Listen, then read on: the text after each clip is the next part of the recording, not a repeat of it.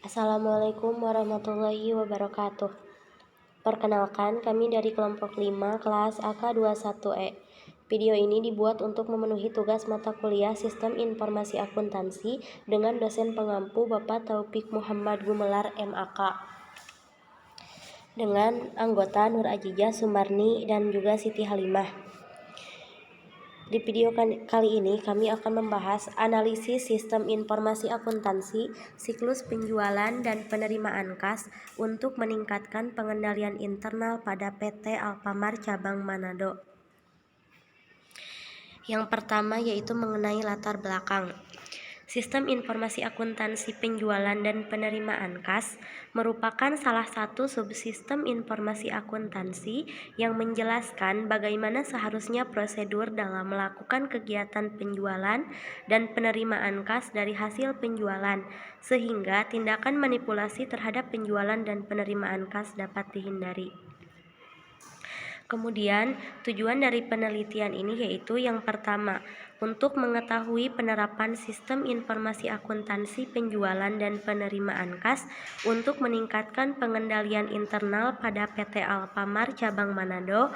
Kemudian, tujuan yang kedua yaitu untuk mengetahui apakah pengendalian internal terhadap sistem informasi akuntansi yang diterapkan oleh perusahaan sudah efektif atau belum.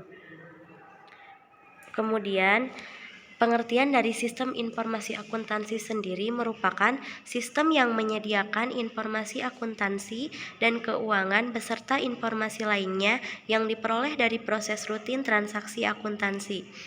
Informasi-informasi yang dihasilkan oleh sistem informasi akuntansi antara lain meliputi informasi mengenai order penjualan, penerimaan kas, order pembelian, penerimaan barang, pembayaran, dan juga penggajian. Kemudian, untuk siklus penjualan dan penerimaan kas. Siklus penjualan dan penerimaan kas melibatkan keputusan dan proses yang diperlukan untuk pengiriman kepemilikan barang dan jasa kepada pelanggan setelah tersedia untuk dijual. Ini dimulai dengan permintaan oleh pelanggan dan berakhir dengan konvensi bahan atau layanan ke rekening piutang dan akhirnya menjadi uang tunai. Yang berikutnya yaitu mengenai pengendalian internal. Pengendalian internal mencakup rencana organisasi dan semua metode serta tindakan yang telah digunakan dalam perusahaan untuk mengamankan aktifannya, mengecek kecermatan dan keandalan data akuntansi, memajukan efisiensi operasi, dan mendorong ketaatan pada kebijakan yang telah ditetapkan. Tujuan pengendalian adalah efektivitas dan efisiensi operasi, reliabilitas pelaporan keuangan, dan kesesuaian dengan aturan dan regulasi yang ada. Untuk penjelasan berikutnya akan dijelaskan oleh Sumarni.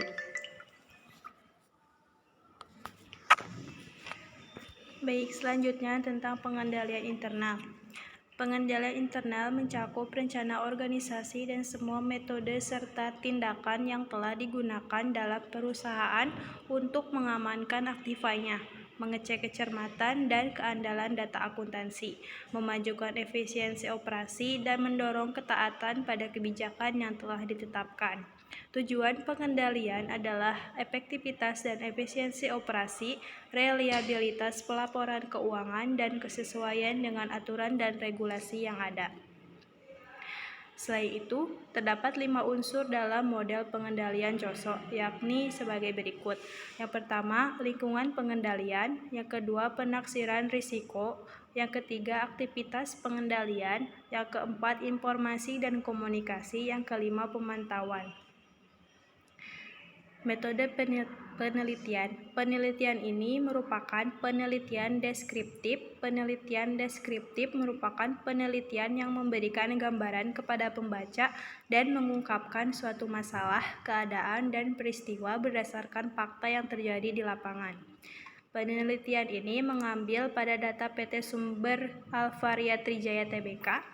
Jenis data yang digunakan dalam penelitian ini adalah data kualitatif berupa gambaran umum perusahaan PT Sumber Alvaria Trijaya Tbk atau Alfamart cabang Manado, Sumber data yang digunakan dalam penelitian ini adalah sumber data primer dan data sekunder, berasal dari buku-buku yang bersangkutan dengan judul dan data dari peneliti-peneliti sebelumnya. Adapun teknik pengumpulan data, yang pertama, metode penelitian lapangan yang dilakukan dengan cara observasi dengan mengamati langsung keadaan perusahaan yang menjadi objek penelitian. Yang kedua, dokumentasi yang didapat dari pengumpulan data dan informasi melalui buku-buku, jurnal, dan informasi dari internet. Yang ketiga, wawancara yang berupa pertemuan dua orang untuk bertukar informasi dan ide melalui tanya jawab sehingga dapat dikonstruksikan makna dalam suatu topik. Analisa data yang dilakukan adalah analisa deskriptif, yaitu menganalisa dan membandingkan data-data yang diperoleh dari PT Sumber Alvaria Trijaya Tbk sehingga dapat memberikan informasi dan dapat ditarik kesimpulan yang lebih luas. Hasil penelitian dan pembahasan, yang pertama ada gambaran umum perusahaan. Alfamart didirikan pada tahun 1989 oleh Joko Susanto dan keluarga, yang kemudian mayoritas kepemilikannya dijual kepada PT HM Sampurna pada Desember 1989.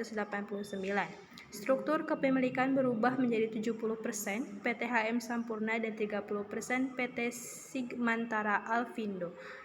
Perusahaan PT Sumber Alvaria Trijaya, Alfamart atau industri, mengawali usahanya di bidang perdagangan dan distribusi pada tahun 1999.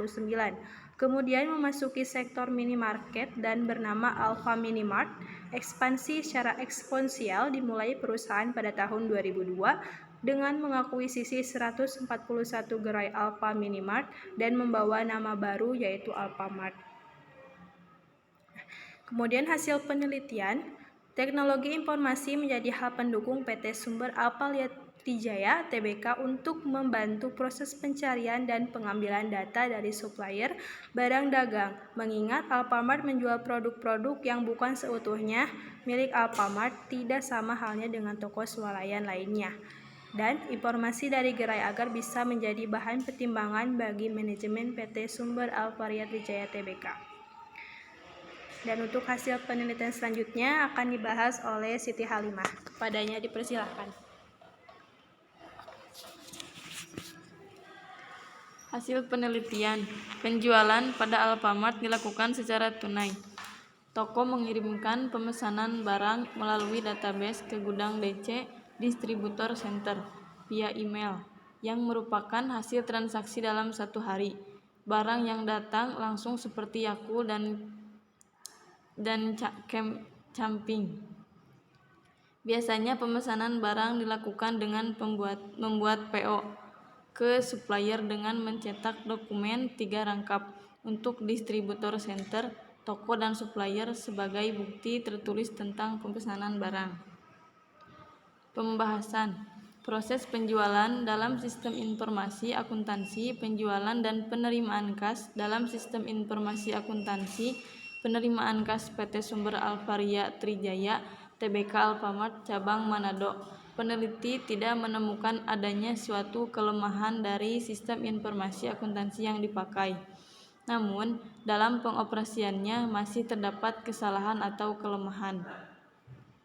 Prosedur penyerotan uang ke kantor pusat dari bagian administrasi terdapat kelemahan. Hanya dititipkan kepada driver atau ekspedisi disertakan dengan bukti setor toko, walaupun menggunakan box yang terkunci. Dokumen-dokumen seperti laporan penerimaan kas harian masih diotoritas oleh bagian yang tidak sesuai dengan fungsi masing-masing.